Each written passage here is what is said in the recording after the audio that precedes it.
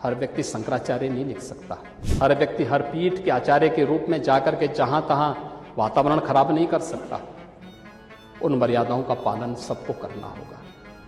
और अगर वो शंकराचार्य थे तो क्यों आप लोगों ने लाठीचार्ज किया था वाराणसी में? क्यों एफआईआर लॉन्च किया था? आप नैतिकता की बात करते हैं। उत्तर प्रदेश की राजनीति में एक बार फिर शंकराचार्य के मुद्दे पर सियासी टकराहट तेज हो गई है।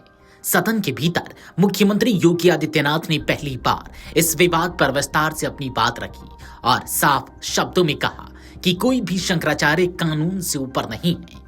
उनके इस बयान के बाद सियासी हलकों में हलचल तेज हो गई। मुख्यमंत्री ने कहा कि शंकराचार्य का पद सर्वोच्च और सम्मानित है, लेकिन हर कार्य नियम और परंपराओं से होता है। उन्होंने स्पष्ट किया कि विद्युत परिषद द्वारा अधिकृत व्यक्ति ही शंकराचार्य बन सकता है, हर कोई खुद को शंकराचार्य नहीं लिख सकता। उन्होंने यह भी जोड़ा कि मुख्यमंत्री का पद भी कानून से ऊपर नहीं है और सभी संवैधानिक व्यवस्था से बंधे हैं। सीएम ने माघ मेला की घटना का हवाला देते हुए कहा कि उस दिन 4.5 करोड़ श्रद्धालु मौजूद थे। ऐसे में निकास द्वार से जाने का प्रयास करना श्रद्धालुओं की जान को खतरे में डाल सकता था और भगदड़ मच सकती थी। उन्होंने सवाल उठाया कि कोई जिम्मेदार व्यक्ति ऐसा आचरण कैसे कर सकता है। साथ ही समाजवादी पार्टी पर लोगों को गुमराह करने का आरोप लगाया। हर व्यक्ति शंकराचार्य नहीं लिख सकता। हर व्यक्ति हर पीठ के आचार्य के रूप में जाकर के जहां तहां वातावरण खराब नहीं कर सकता। उन मर्यादाओं का पालन सबको करना होगा। और अगर वो शंकराचार्य थे तो क्यों आप लोगों ने लाठीचार्ज किया था वाराणसी में? क्यों एफआईआर लॉन्च किया था? आप नैतिकता की बात करते हैं। 4.5 करोड़ श्रद्धालु जहां पर आए हों,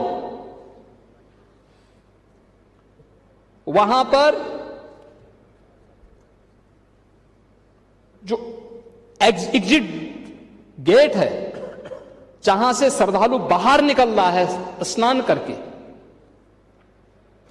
उस द्वार, उस पेंटून से, उस मार्ग से किसी को बाहर निकलने का कोई वो नहीं, क्योंकि उससे अंदर जाने का कोई प्रयास करता है तो एक नए स्टैम्पेड को जन्म देता है, वहां पे नए भगदड़ को जन्म देता है, श्रद्धालुओं के जीवन के साथ खिलवाड़ करता है।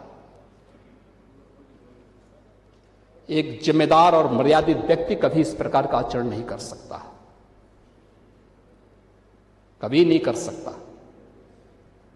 आपको पूछना है, सपा के लोग पूछें, लेकिन हम लोग मर्यादित लोग हैं, कानून का शासन पर विश्वास करते हैं, कानून का शासन पालन करना भी जानते हैं, पालन करवाना भी जानते हैं, दोनों चीजों को एक साथ लागू करवाना जानते हैं। लेकिन इसके नाम पे गुमराह करना बंद करिए आप लोग। सीएम के बयान के तुरंत बाद समाजवादी पार्टी के अध्यक्ष अखिलेश यादव ने पलटवार किया। उन्नाव में पत्रकारों से बातचीत में अखिलेश ने कहा, सीएम अपने नाम के आगे योगी लिखते हैं, उन्हें यह लिखने का अधिकार किसने दिया? उन्होंने तंज कसते हुए कहा कि सिर्फ वस्त्र पहनने और कान छिदवाने से कोई योगी नहीं हो जाता। यही नहीं, अखिलेश यादव ने कानपुर की स्थिति को लेकर भी भाजपा सरकार पर तीखा हमला बोला। उन्होंने कहा कि भाजपा सरकार ने कानपुर को बदनामपुर कर दिया है।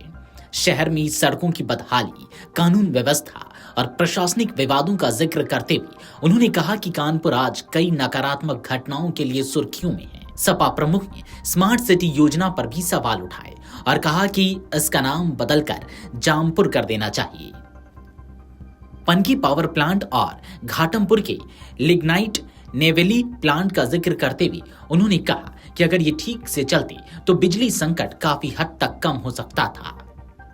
अखिलेश ने वादा किया कि यदि उनकी सरकार आती है तो लखनऊ के गोमती रिवर फ्रंट से बेहतर कानपुर में गंगा रिवर फ्रंट बनाया जाएगा और लाल इमली को फिर से गुलजार किया जाएगा। इस पूरे घटनाक्रम ने साफ कर दिया है कि धार्मिक पदों की मर्यादा, कानून की व्याख्या और राजनीतिक पहचान, इन तीनों मुद्दों पर सत्ता और विपक्ष आमने सामने हैं। आने वाले दिनों में यह विवाद और तूल पकड़ सकता है, क्योंकि सवाल सिर्फ एक पद का नहीं बल्कि राजनीतिक प्रतिष्ठा और वैचारिक टकराव का बन गया है। वीडियो डेस्क, अमर उजाला.com। अगर आप ये वीडियो YouTube पर देख रहे हैं तो हमारे चैनल को सब्सक्राइब कर बेल आइकन दबाएं और Facebook पर देख रहे हैं तो हमारे पेज को लाइक करें।